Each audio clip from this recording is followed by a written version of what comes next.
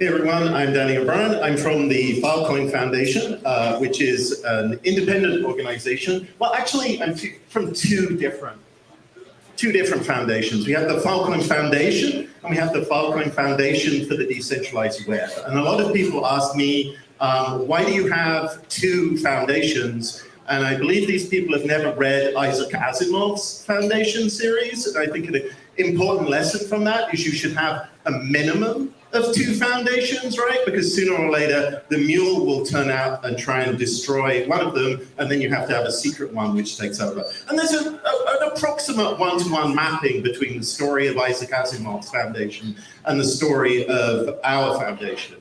In that the Filecoin Foundation itself exists. It was created as part of the white paper, the original white paper, and exists as an independent shepherd of the Filecoin ecosystem as a whole. So if you have any issues as a storage provider, as a user, as a potential client, you should come to the Filecoin Foundation, and we'll try and represent your interests. We can help work to balance the crypto economics, or we can give you support in the form of dev grants and so forth, and help you out as part of that. But the organization I'm going to talk to you a little bit about now is the Filecoin Foundation for the Decentralized Web. And my background is ancient. I've been through a lot of these sort of inhalations, exhalations, these pendulum swings of centralization, decentralization, and then re-centralization and re-decentralization. And our job at the FFDW is to make sure when we all work to decentralize what I think all agree has become a very top-heavy and oppressive system, that it doesn't re-centralize again. It's a constant and overgoing threat, and I mean, it's something that I've experienced myself. So I used to work at the Electronic Frontier Foundation. I also worked at the Committee to Protect Journalists. My sort of background is sitting there. Let me take a straw poll here because it's one of those sort of ancient bits of knowledge. Who here has ever had to screw around with pretty good privacy, PGP? Anyone experimentally done that? I'm so sorry. I can see that you look about 10 years older than everybody else in the organization. So imagine for those people trying to sit there explaining public key encryption to Syrian activists desperately trying to stop a civil war breaking out in their country and trying to defend themselves against surveillance by the state. And so that's my background. There were problems with trying to teach people how to use centralized tools, decentralized tools back when the internet was decentralized. And of course, as the world constricted, there were even bigger problems as we watched without being able to stop it, everything being sucked into these censorable, controllable, surveillable commercial systems. So where are we at right now? I think where we're at right now, if any of you have seen The Fast and the Furious, there's always a scene in The Fast and the Furious where everyone's at the beginning of the race and the wheels are spinning, and there's usually some beautiful person holding what I believe is a handkerchief, and then they drop it and then they zoom off, right? But the wheels are spinning, but they're not engaging, right? They're not holding the surface. And I think a lot of the situation we find ourselves in right now is that. And I certainly experienced that 20, 30 years ago. We've built the tools, but we haven't quite engaged with the usership, right? We haven't found the people who are using it. We're waiting to look for the applications to appear. One of the great things about being part of the IPFS and Filecoin ecosystem is we have some experience of actual practical usage in the real world. IPFS pre-existed, of course, Filecoin. People were using it to store and distribute and hold data, often uncensorable data, largely uncensorable data in the real world before all of this happened. And Protocol Labs took a lot of the lessons learned from that, hard lessons, and built it into the infrastructure of Filecoin. At FFDW, we have a hunch that the people who are going to most need and most value and reach out and grab the tools that you're building right now aren't actually people like us, right? We actually do pretty well. I know this is hard to believe from the centralized internet. You know, I hate Facebook, boo, I hate Google, right? But you know, I go onto Instagram and I'm like, oh yeah, maybe Hydro, oh, that's a pretty nice sweater. You know, actually I'm going to Denver, I need that hat, right? we're the target audience, right? We are both the thing that is being sold, and we're kind of expensive, right? We're good value. If you have a centralized internet, you have an edge and you have a periphery, and those are the people who are most excluded. And I would say that the people at the periphery of the current centralized internet are the disenfranchised, people in sub-Saharan Africa. People who have no money, who aren't advertising targets, who have to find their own use to Facebook because it's the only thing that they're given. So what we're doing at FFDW is trying to support and supply those people in the belief that, like in the original internet, it was the innovation around the edges that led to all of the great stories and tools that were built. It was the people who weren't served by the existing centralized system that benefited the most. So that's why we fund organizations like Witness. Witness is a project, I believe, started by Peter Gabriel, although they probably want to have a more complicated story there. But Witness supports journalists in the same way as I did when I was at the Committee to Protect Journalists, who are in war zones, who are in areas where they need to get the information out, right? And I think when we think about storage, for instance, we're kind of like, oh yeah, right, we'll store stuff on IPFS, we'll store stuff on Filecoin, and that keeps it safe. Well, in fact, part of the thing that you can build around a system like that is getting the information out, right? You need tools so that if you're videoing a human rights abuse in the middle of Colombia, wherever, right, you can record that and you can get it out to a system that is going to keep that information safe. So you have to build that part of it, right? And there are advantages to having a decentralized system because you can store something locally and then get it replicated throughout the whole thing, and then you can get it preserved immutably in the underlying Filecoin system. So that's why when we give money to Witness and the Guardian project, what they're working on is systems that build on the primitives that we've supplied, such as CIDs, hashes that will remain permanently point and give a content addressable link to a bit of data, and devices and tools on the edge, right, on the mobile device that allow you to timestamp, verify, authenticate, and guarantee the provenance of the data that you're uploading. So when you record a human rights violation and you send it up, you can attest where you are, when you are, and that this is the version that you originally uploaded.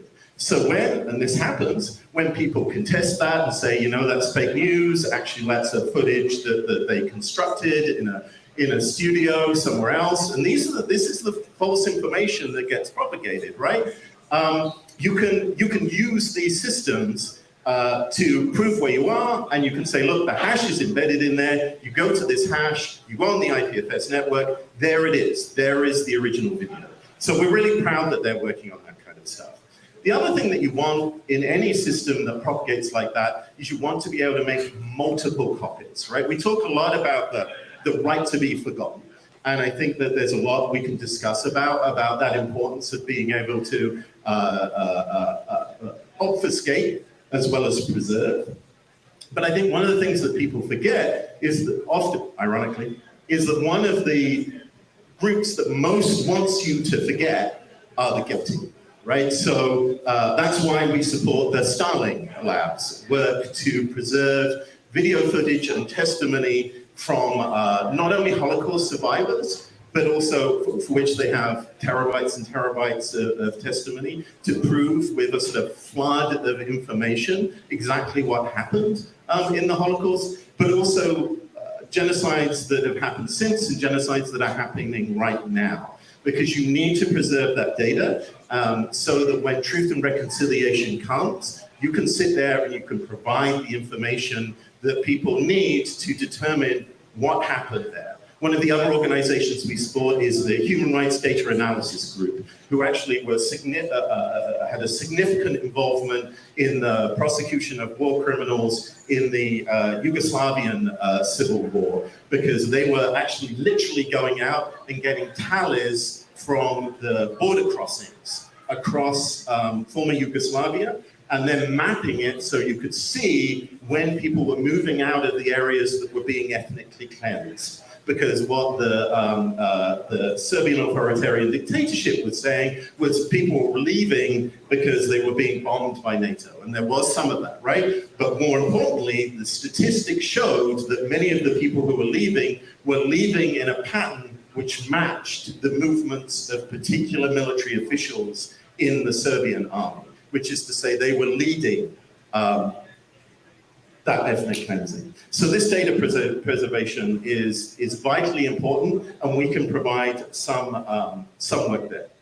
But the other part that I want to talk about is some of the new opportunities that IPFS and Filecoin have presented to us as we go out to people in the wider world who are dealing with these disenfranchised communities, people who really desperately need decentralized solutions rather than, as we do, I think, see it as an important principle. There are people who are like, I don't quite understand what you're saying here, but I'm recording this data and I don't trust Google, right? I don't trust these big companies. I don't trust my next door neighbor, right? I'm collecting records of disappearances in my country. If the government finds out about this, if the government puts pressure on the United States, if anything, if my neighbor sees me recording this, my life will be at risk, right? So we have to build systems that are secure and resilient enough to do that.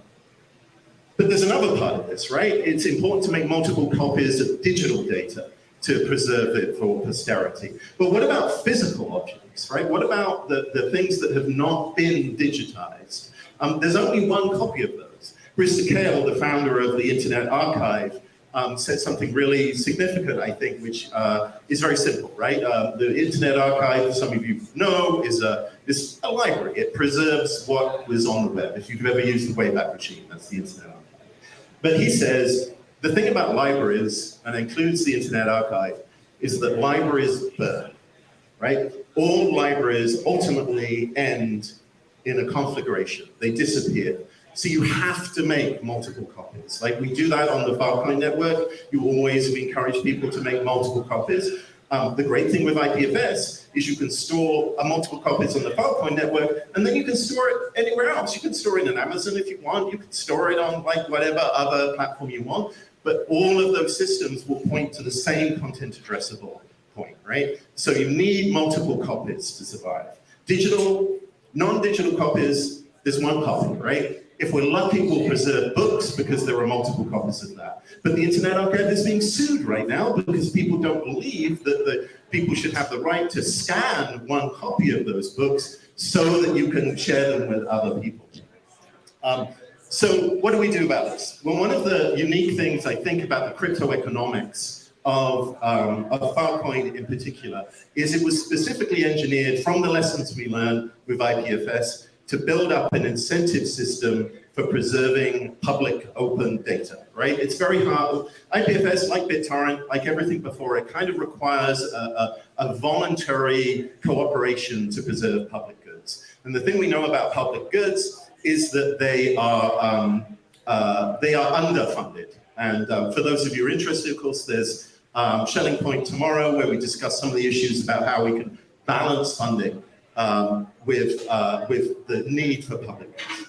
So built into the crypto economics of the Filecoin system is Filecoin Plus. So Filecoin Plus is a thin layer on top of verification.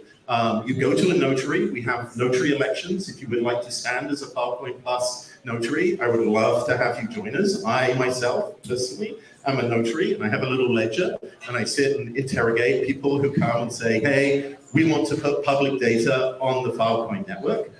And what we do, if what you're doing is it fits within that brief, is we give you some data cap. And what that means is for storage providers in the Filecoin network is if they receive a deal with somebody who has data cap, they get probabilistically 10 times the award, right? And so the idea here is that we built the incentive system to encourage people to store and preserve public open data transparently.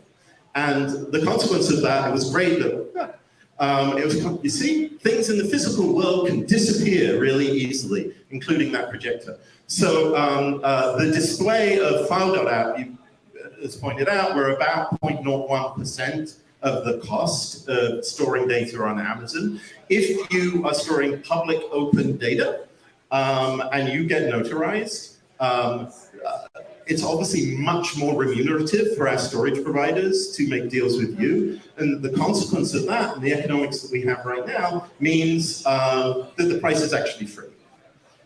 It's 0.0 for a huge chunk of our storage providers, which means that suddenly not only do we have this environment where storing data is cheap, right? We have an environment where storing data is free. So a couple of consequences of that is a lot of the people that come to us are people who struggle to have multiple copies because they have petabytes of data. Starling Labs is a good example of that, right? The other example, though, is people come and say, you know, we never thought of digitizing the data that we have because the storage costs were going to be too prohibitive. An example of this is video data. We have some announcements coming out of users that we've been working with. And one of the areas is people who are desperately trying to preserve home movies, home videos, right? There's an amazing historical long tail of preservation of historical data in home movies, which are literally disappearing as we speak, right? They're evaporating. They're going to rot away in attics. They're going to slowly decay on videotapes. We can scan that in. We can preserve that data. We can currently scan that in and preserve that data for free. And the chances are that we can make deals for the long term and keep that in that vital moment between saving it and digitizing it and the film and video decaying, right? And that's a race against time that I think we're rushing to step in to protect, right? But it's also an area where just creating in this decentralized manner with multiple copies for people who currently don't have access to like being able to store and digitize this data at all, right? Means that we preserve not only history, the history that we know about, but the history that we don't know about right now, the history that's happening right here before our eyes, but we're too far away from those edges of the current centralized system to know what's going on. That's going to be the important story in the future, and frankly, it's the important story that we have to learn now. We've learned so many lessons at the Filecoin Foundation for the decentralized web by going to the edges and finding out what people want. And if you came into this environment because what excited you was, okay, you know, making some money, right? But what really excited you was the chance to build a better system for everyone, a system that was truly decentralized, that would be locked, open, and preserved, and protect and defend the people who are excluded by the current system. I really encourage you to come and talk to me afterwards. I'm Danny at FIL.org. I'm also going to be giving coffee explanations of what happened in Syria and other tales of the early internet at the Rendezvous Cafe this afternoon, just outside until the snow starts. Come and talk to me there. And I'll also be declaiming about the rights of decentralization to those poor benighted people queuing, right, for their COVID tests. I've decided I'm going to sit there and stand on a soapbox and go, you sinners in the hands of an angry centralized environment. You're using GitHub, you fools, right? GitHub, man, you're all using GitHub. Like Microsoft's the opponent here, right? Anyway, don't get me started. But you can talk to me later about all of these things. But actually, the thing I'd encourage you to do is either talk to me or find out for yourself those people on the edge, right? Those people on the periphery. They're going to be the people who help you find the bugs. They've been really useful in helping us find bugs. There'll be people who show you new applications, and they will drive the innovation for you. And the other thing is, right, is that I think one of the things for me that makes this environment and this community different is that an idea that, that we're all going to make it, right? That we're not only are we going to benefit from what we're building here, financially and in other ways, but we're also beginning to be able to more easily distribute that wealth to everyone who participates in that network. Well, the people who are most hungry for that are, again, the people who are disenfranchised, right? If I could have gone to those Syrian activists trying to preserve democracy in that environment, and rather than having to teach them public key cryptography, I could have sat there and gone, here are some tools that you can use right now, and you can participate in how they work, right? That would have been an incredible moment, and we would have had a wider community that would have locked the previous web open, and we wouldn't have need to build another system again. So that's my pitch to you. Come and talk to me afterwards.